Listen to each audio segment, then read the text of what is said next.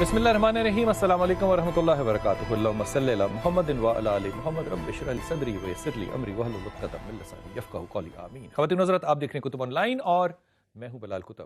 اس package کے اندر ایک بڑا ہی اہم لفظ استعمال کیا، اعتدال اور امت کا، وہ امت جو کہ اعتدال پسند ہو۔ لیکن غور فرمائیے، رسول پاک صلی اللہ علیہ وسلم کے زمانے میں رافع بن سنان تھے ایک صحابی، ان کی بیوی نے اسلام قبول نہیں کیا تھا اور انہوں نے اسلام قبول کر لیا، دونوں میں جدائی ہوئی۔ ان کی ایک بیٹی تھی اور بیٹی اتنی تھی جو کہ بولنے کے قابل نہیں تھی۔ اللہ تعالیٰ کے رسول کے سامنے جب یہ فیصلہ رکھا گیا تو اللہ تعالیٰ کے رسول نے بیٹی کو درمیان میں رکھا، دونوں ماں باپ کو ان کے اطراف میں رکھا اور کہا دونوں اس کو پکارو، جس کی پکار پہ یہ دیکھے گی یہ بیٹی اس کے پاس رہے گی۔ یہ اس بچی کا حق تھا جو ابھی نہ چلنا سیکھی تھی نہ بھی بولنا سیکھی تھی۔ لیکن جب یہ امت محمد اس مقام پہ پہنچی کہ 2015 میں 1037 سال گزرنے کے بعد ہم نے اپنی عورتوں کی توقیر یہ کی کہ اگر وہ اپنی مرضی سے ایک ایسا کام کر لیں جو کہ شرعی طور پہ بھی جائز ہو، قانونی طور پہ بھی جائز ہو، اخلاقی طور پہ بھی جائز ہو، تو ہماری مردانگی جو ہے اس کو کوئی تکلیف ضرور پہنچتی ہے۔ ہمارے ساتھ انتہائی اہم مہمان آج اس موضوع پہ بات کریں گے۔ میں نہیں چاہتا کہ صرف اس پیکج پہ بات کی جائے، یہ جو رویہ ہے مسلمانوں کا یا پاکستانیوں کا یا یہاں کے رہنے والے لوگوں کا، اس پہ رائے دینے کے لیے سب سے پہلے انتہائی محترم حشام الہی، السلام علیکم۔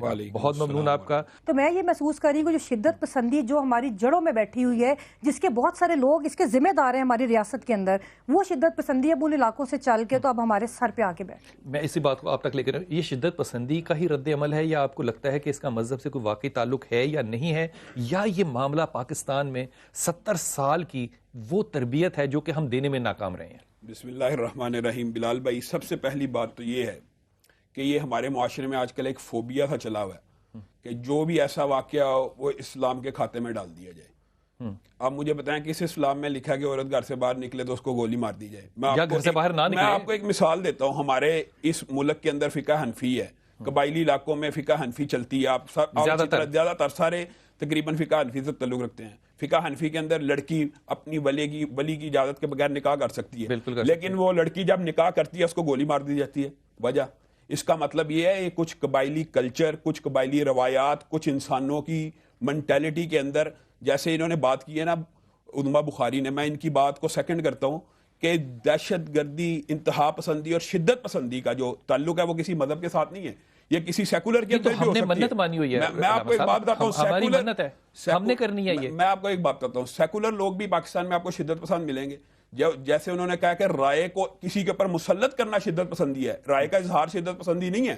میری الگ رائے ہو سکتی ہے ان سے، ان کی الگ رائے ہے، لیکن میں اپنی رائے آپ کے اوپر زبردستی مسلط کروں، شدت پسندی یہ ہے۔ اور دوسری بات یہ ہے بلال بھائی، سب سے اہم بات جو میں آپ کی جس کی طرف توجہ مبذول کروانا چاہتا ہوں، اسلام کے اندر یہ جو غیرت کے قتل اور یہ انتہا پسندی کے واقعات ہیں، میں آپ کے سامنے ایک واقعہ نبی کریم صلی اللہ علیہ وسلم کے دور کا رکھنا چاہتا ہوں۔ ایک صحابی ہے، نبی کریم کے پاس آ کے کہتے ہیں کوئی شخص اپنی بیوی کو اگر ایسی حالت میں دیکھ لے تو کیا حکم ہے؟ نبی کریم خاموش رہے، کہا قتل کر دے، نبی کریم خاموش رہے، پھر کہا قتل کر دے۔ اگلے دن آ رہے ہیں، بار بار آ رہے ہیں، پوچھنے کا مقصد کیا ہے کہ نبی کریم اجازت دیں، اور اگلے دن آ کے کیا کہتے ہیں کہ نبی کریم نے کہا کہ گواہی چاہیے ہوگی، تو انہوں نے کہا کون ایسا ہوگا جو بیوی ایسے کام میں ہوگی تو گواہ ڈھونڈتا پھرے۔ تو اسلام کا اصول کیا نبی کریم نے اگلے دن بتایا کہ تو نے قتل نہیں کرنا، اگر تو اپنی بیوی کو بھی اس عالم میں دیکھ لے تو تم نے 4 دفعہ قتل نہیں کر سکتے۔ یہ لیان کا حکم قرآن پاک میں لیان کا حکم نازل ہو گیا کہ اگر بیوی کو انسان کسی کے ساتھ دیکھ کے قتل کرنے کی اسلام میں اجازت موجود نہیں ہے تو بین گھر سے نکلی ہے، اس کو کیسے قتل کیا جا سکتا ہے؟ اس کا اسلام کے ساتھ کوئی تعلق نہیں ہے۔ اس پہ سزا کیا ہوگی؟ شرعی سزا ہوگی یا قانون کی سزا ہوگی؟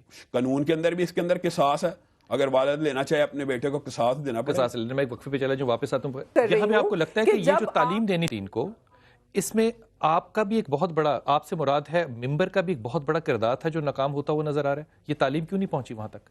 بلال بھائی، اس سوال کی طرف آنے سے پہلے میں چند باتیں کرنا چاہتا ہوں کہ جس مذہب کے اندر وضو کا پانی، وضو کے لیے ایکسٹرا پانی ضائع کرنا گناہ ہو، چاہے وہ بہتا پانی ندی کا ہو، تو اس مذہب کے اندر خون بہانا کیسے جائز ہو سکتا ہے؟ یہ جو میں ایک بات بتانا چاہتا ہوں، یہ جو ہمارے معاشرے میں ایکسٹریمزم ہے نا، وہ سیکولر طبقے میں بھی موجود ہے۔ جیسے ابھی یہاں پہ بات ہوئی ملا یہ تو یہ باتیں اگر صرف ایک دوسرے کے اوپر الزام دھرنے کی بات ہو نا تو پھر یہ ہم بھی کہہ سکتے ہیں کہ جتنے جرائم ہیں اس کی تو ساری بنیاد ہی سیکولرزم ہے.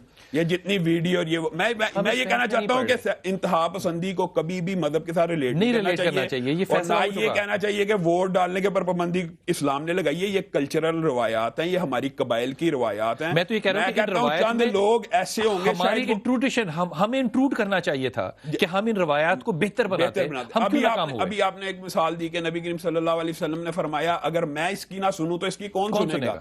اس سے بھی بڑا ایک واقعہ ہے. اللہ رب العزت قرآن پاک میں 28ویں پارے میں کہہ رہے ہیں قد سمع اللہ قول التی تجادلک فی زوجہا. محمد صلی اللہ علیہ وسلم کے پاس عورت جا رہی ہے بار بار ظہار کے مسئلے کے اوپر. اللہ تعالیٰ 7ویں آسمان سے کہہ رہا ہے کہ اس عورت کی بات میں نے سن لی ہے. اللہ کہہ رہا ہے یعنی. اور ام المومنین فرماتی ہیں کہ قربان جاؤں اللہ کی سماعت پر کہ وہ الفاظ جب وہ محمد صلی اللہ علیہ وسلم سے لاڑی تھی میرے کانوں میں نہیں سے آ رہے. تو اللہ رب العزت نے رسپونڈ کیا وَإِذَا الْمَوْءُودَةُ سُئِلَتْ. قرآن کی آیت ہے نا, عورتوں کے حقوق قرآن پاک میں موجود نہیں ہے.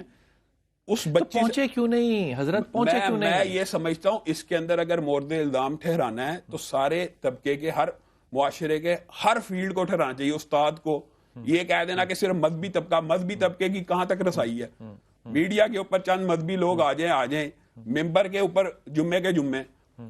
استاد نے تو روزانہ ملنا, کیا استاد کی ذمہ داری نہیں ہے کہ معاشرے کی اصلاح کرے؟ میں یہ سمجھتا ہوں کہ خالصتاً یہ الزام دینا کہ ووٹ ڈالنے کی پابندی وغیرہ یہ مذہبی لوگ روکتے ہیں, یہ قطعاً غلط بات ہے. دعا میں یاد رکھیے گا. اللہ آپ کو بہت آسانیاں دے, آسانیاں بانٹنے کی توفیق دے. السلام علیکم ورحمۃ اللہ.